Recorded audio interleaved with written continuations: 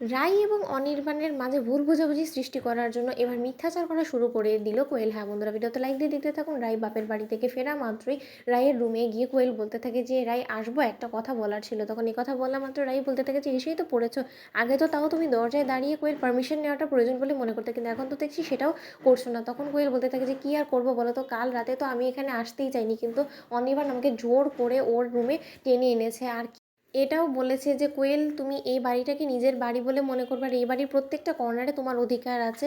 যেরকমটা মানে আমি আগে এই বাড়িতে অধিকার ফলাতাম সেরকমভাবেই আমাকে অধিকার ফলাতে বলেছে, তার জন্য আসলে আমি পারমিশন নিই। আমি রিয়েলি ভেরি সরি, তুমি কোনো কিছু মাইন্ড করোনি তো? তখন রাই বলে থাকে যে না, নিজের বাড়ি বলে যখন তোমাকে মনে করতেই বলেছে তাহলে সেটা তুমি করতেই পারো, কারণ এই আর যাই হোক না কেন এই বাড়িটা তো আর আমার না, এই বাড়িটা অনির্বাণে, তাই অনির্বাণ যখন পারমিশন দিয়ে দিচ্ছে তাহলে তুমি সেটা করতেই পারো, আমার কোনো আপত্তি নেই। কী বলার জন্য এসেছো বরঞ্চ সেটা বলো। তখন কোয়েল বলতে থাকে যে রাই কাল রাতে অনির্বাণ আমাকে যে কথাগুলো বললেন না, সেটা আমাকে যথেষ্ট পরিমাণে ডিস্টার্ব করছে। তখন রাই বলতে থাকে যে কেন, কি বলেছে এমন অনির্বাণ তোমাকে? তখন কোয়েল বলতে থাকে যে কি আর বলবো, আসলে এই কথাগুলো আমার বলাটা উচিত না তোমাকে, কিন্তু তা সত্ত্বেও আমি বলতে বাধ্য হচ্ছে। অনির্বাণ কালকে নিজে যেচে পড়ে আমাকে বলছে যে ওর অতীত জীবনে ও যে ভুলগুলো করেছে সেই ভুলগুলো শুধরে নিতে চায়। ওর এখন আফসোস হচ্ছে যে ও আমাকে কেন ছেড়ে দিয়েছিল, আমি ওকে কেন ছেড়ে চলে গিয়েছিলাম, আমি ওকে ছেড়ে গিয়েছিলাম বিধায় ও তোমাকে বিয়ে করতে বাধ্য হয়েছে। ওর একটা জীবনসঙ্গীর আহাকারে এমন একটা সর্বনাশও করে বসেছে যেটা কিনা ও এখন শুধরোতে পারছে না।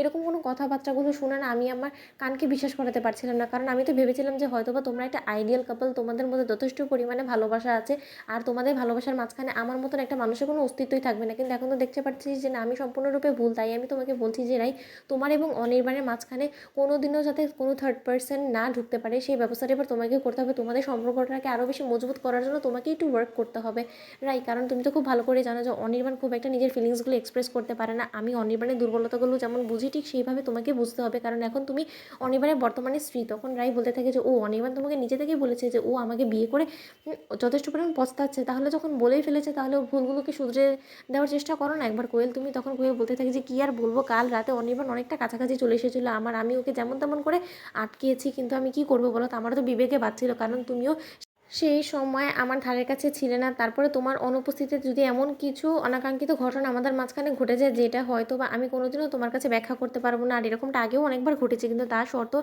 এবার একটু বেশি হয়ে গেছে। তার জন্য আমি তোমাকে বলছি যে তুমি প্লিজ তোমার হাজব্যান্ডের উপরে কন্ট্রোল আনার চেষ্টা করো, কারণ ও না আবার কোনো মতে তোমার হাত থেকে ফসকে যায়। তখন রাই বলতে থাকে যে আমার তো এইসব নিয়ে কোনো রকম কোনো মাথা ব্যথা নেই, কারণ আমি তো খুব ভালো করে জানি আমার হাত থেকে যদি আমার বর ফসকেও যায় তাহলে আর বেশি দূর যাবে না, ও তোমার কাছেই যাবে। তাই তোমার হাতে আমার বরকে তুলে দিয়ে আমি বরঞ্চ এখান থেকে সরে যাব, কারণ আমার বরের মনে তো এখন এমনিতেই তুমি বাসা বেঁধে বসেই আছো, তাই না কোয়েল?